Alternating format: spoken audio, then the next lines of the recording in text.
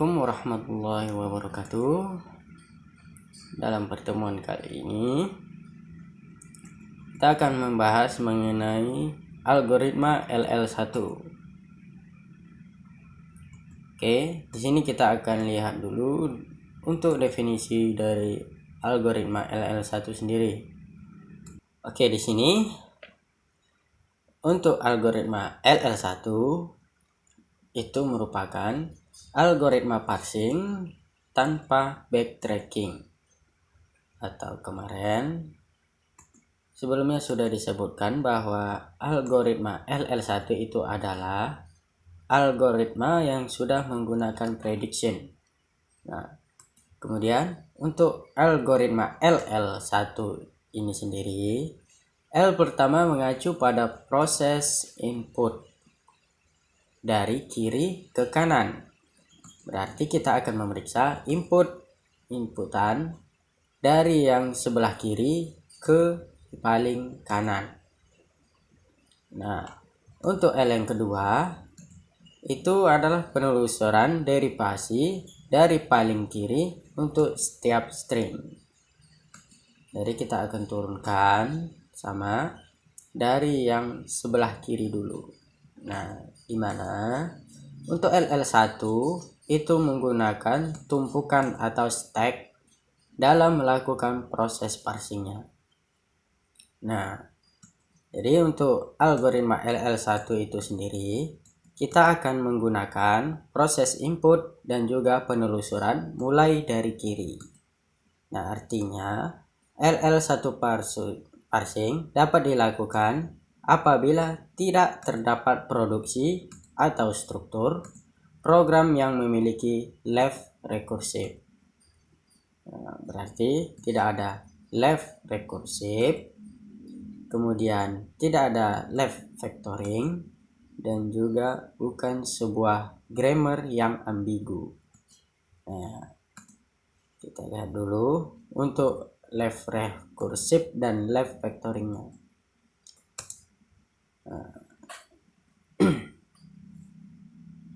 Untuk yang ambigu silahkan cek di video sebelumnya.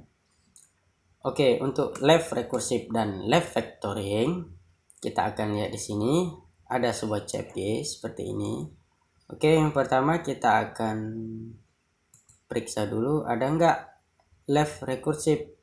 Nah, berarti di sini simbol S ini turunannya adalah S plus A dan S min A. Nah, dia di sini terjadi left recursive. Berarti kita harus hilangkan dulu.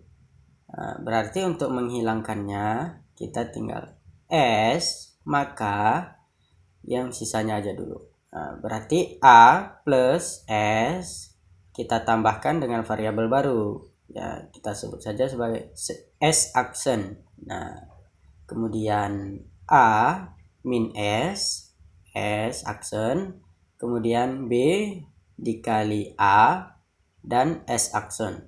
Nah, kemudian untuk S actionnya sendiri, maka itu kita definisikan itu adalah yang terjadi left recursive. Nah, tapi CS-nya tidak kita tuliskan lagi di depan. Nah, kita tulis saja langsung plus A, kemudian S action, kemudian min A, S action, dan juga epsilon. Nah, berarti dari sini kita lihat left recursive-nya sudah hilang.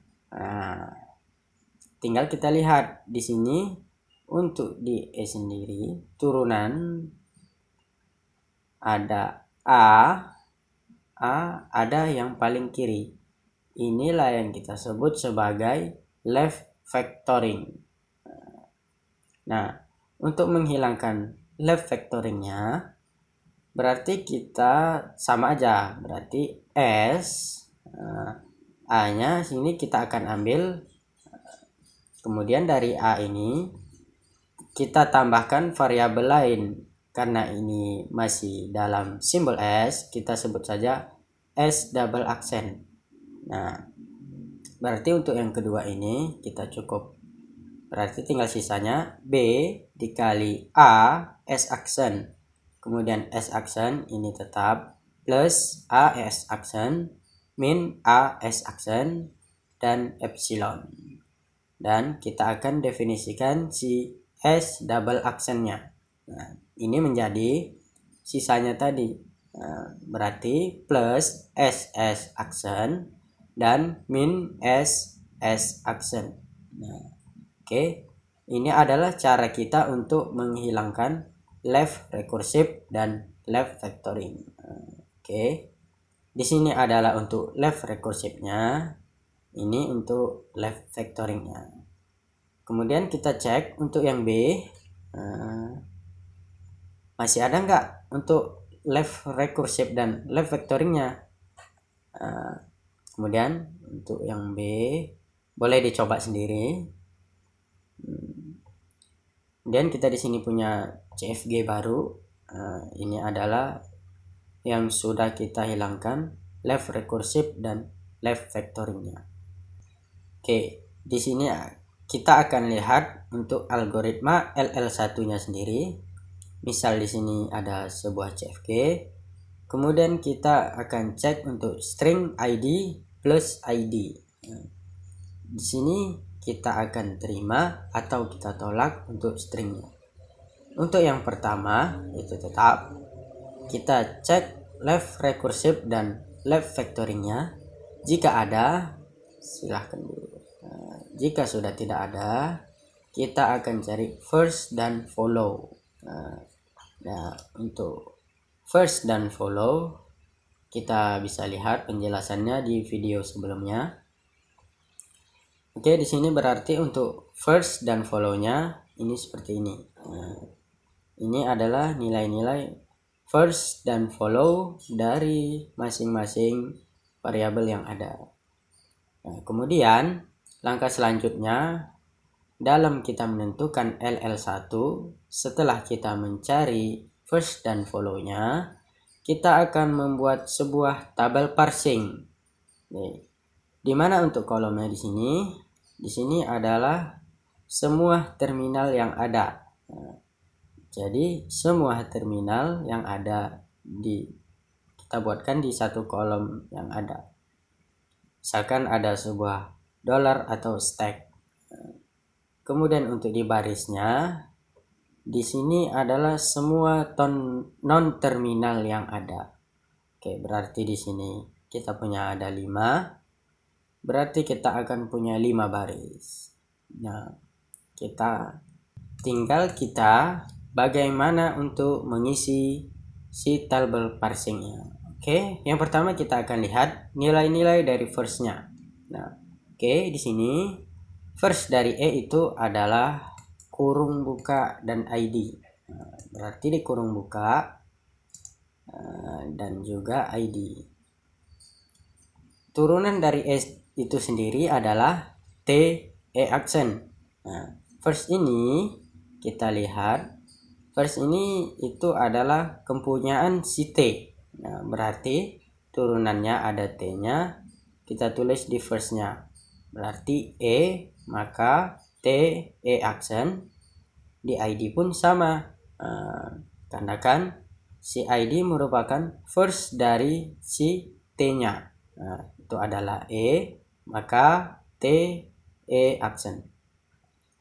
Oke, kemudian untuk si E aksennya first-nya itu adalah plus dan epsilon. Tapi di sini epsilon tidak kita tuliskan. Berarti kita tuliskan untuk si plusnya aja. Nah, untuk si plusnya berarti kan turunan first-nya adalah plus adalah yang pertama.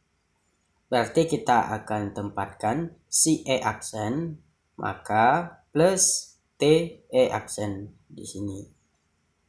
Kemudian untuk si T sama, maka first-nya adalah kurung buka dan ID. Berarti dia kepunyaan si F. Berarti si kurung buka dan ID kita akan punya si turunan ini. Berarti kita akan punya T, maka FT aksen kemudian T, maka FT aksen. Kemudian sama juga untuk T aksen. Di sini kan kita punya kali atau bintang dengan epsilon. Berarti kita akan lihat untuk yang bintangnya. Berarti kita akan tuliskan T aksen maka bintang FT aksen. Kemudian untuk si F-nya sama, dia punya dua, dia punya kurung buka, dia punya turunan yang pertama, dan ID dia punya turunan yang kedua. Kita sesuaikan, tidak dua-duanya kita tuliskan. Berarti di sini kita punya F maka kurung buka E kurung tutup, dan untuk ID-nya itu adalah F maka ID. Oke, kemudian kita lanjutkan untuk si follow-nya.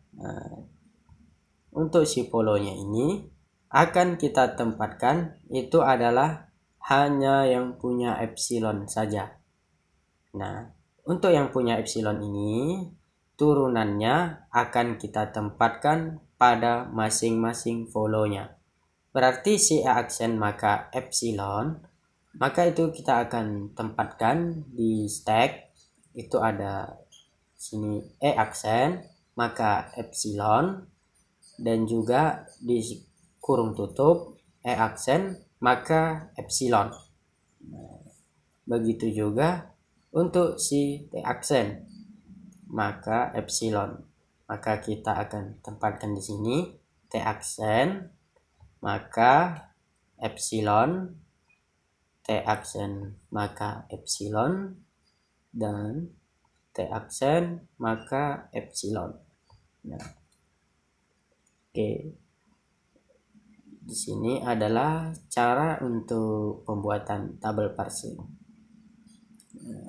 Nah, ingat untuk tabel parsing ini harus benar-benar sesuai, karena ini adalah dasar kita nanti untuk melakukan proses parsing si stringnya ini. Kalau tabel parsingnya saja sudah salah, maka proses parsingnya juga tidak akan lancar. Oke, jadi di sini kita harus ingat first dan follow dan proses tabel parsing. Oke, kita akan lihat untuk proses parsingnya. Ini tadi kita sudah punya first dan follow dan juga tabel parsingnya. Oke, di sini kita akan buat tabel yang baru. Ini adalah proses parsingannya, di mana kita punya parsing stack, kita punya input, dan kita punya action. Untuk di parsing stack, kita akan tuliskan stack dengan simbol awal. Di sini simbol awalnya adalah E. Dan inputannya itu adalah si stringnya. Berarti kita akan punya ID plus ID, dan terakhir itu adalah stack. Kemudian untuk actionnya ini adalah yang akan kita lihat dari tabel parsingnya. Nah, lihatnya bagaimana? Kita akan lihat dari yang paling kanan, itu ada E dan juga ID. Kita lihat untuk si E, saat dia bertemu dengan ID, kita akan punya ia menjadi E maka T E aksen. Nah, berarti actionnya kita akan turunkan si E ini menjadi T E aksen. Nah, berarti untuk si E ini kita sudah tidak ada, kita akan ganti dengan T E aksen. Oke, di sini kita tuliskan T E aksen, berarti kita akan E aksen T, misalnya sini tetap seperti ini, ID plus ID, kemudian stack. Nah, sekarang si T bertemu dengan si ID. Nah, T bertemu dengan ID itu adalah T maka FT aksen. Sama. Berarti si T-nya kita akan turunkan menjadi F T aksen. Di sini menjadi E aksen. Berarti dari yang paling kanan dulu kita tuliskan T aksen dan F. Kemudian ID plus ID dan stack. Sekarang si F bertemu dengan ID. Di sini kita turunannya itu adalah F maka ID. Berarti di sini kita akan punya stack E aksen, T aksen dan ID. Kemudian ID plus ID dan stack. Oke, di sini kita punya ID bertemu ID. Berarti akan kita tuliskan ke kanan match untuk si ID-nya. Nah, berarti untuk baris selanjutnya ID-nya di sini akan hilang dari parsing stack dan juga dari inputannya. Berarti di sini tinggal E aksen dan T aksen, kemudian plus ID dan stack. T aksen ketemu plus, itu akan menjadi T aksen maka epsilon. Nah, berarti kalau dia maka epsilon, T aksennya akan hilang juga. Berarti stack ini tinggal E aksen plus ID dan stack. E aksen ketemu plus, dia akan menjadi E aksen maka plus TE aksen. Berarti di sini kita akan tuliskan stack E aksen T plus kemudian di sini plus ID dan stack. Plus ketemu plus, dia juga akan sama match di plus. Berarti plusnya hilang. Stack E aksen T. Ini ID dan stack. T ketemu ID. T ketemu ID, ini kita turunkan menjadi T maka F T aksen. Berarti kita akan punya stack E aksen T aksen F. Di sini ada ID dan stack. F ketemu ID, ini kita turunkan menjadi F maka ID. Ingat, jika dia di tabel parsingnya maka kemudian E aksen T ID, T aksen ID, kemudian ID dan stack. Ini juga sama match di ID. Berarti ID-nya hilang. Stack E aksen T aksen, ini tinggal stack. T aksen bertemu stack. Ini menjadi T aksen maka epsilon. Berarti T aksennya hilang. Stack E aksen dan stack. E aksen bertemu stack. Ini juga sama E aksen maka epsilon. Berarti tinggal stack. Di sini stack. Parsing stacknya sudah habis. Inputannya juga sudah habis. Berarti kita akan terima untuk si stringnya kita punya. Oke, ini saja untuk proses parsing algoritma LL1. Semoga dapat dipahami. Terima kasih. Wassalamualaikum warahmatullahi wabarakatuh.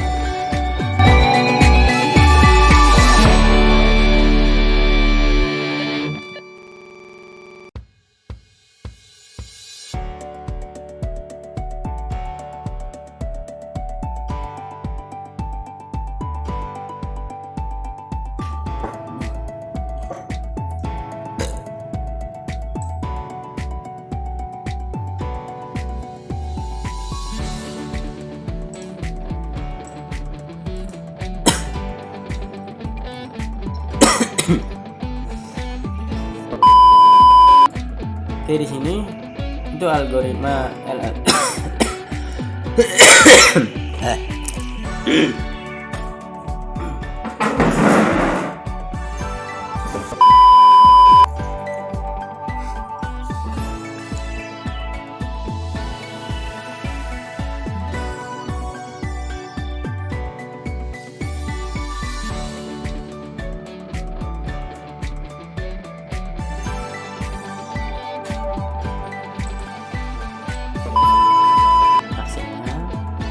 Oke, di sini kita akan buat tabel yang baru.